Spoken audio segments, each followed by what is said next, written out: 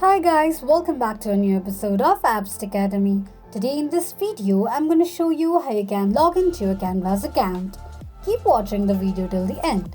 To log into your Canva's account, firstly go ahead and launch open any web browser of your preference. On the search box at the top, type in canva.com and make a search. The official page of Canva's account will appear on the screen. Click on Login option at the top right side of the screen. You can log into your Canva's account using your Google, Facebook or email as well. Tap on any one of the option.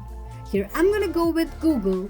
On the next page, click on your Google account and that's how you'll be able to log into your Canva's account quickly and easily just in few steps. If you have any thoughts or queries, let us know in the comments section. Don't forget to subscribe to our channel. Also press the notification bell icon so that YouTube will notify you whenever we post a new video. I hope this video was helpful to you. Thank you so much for watching.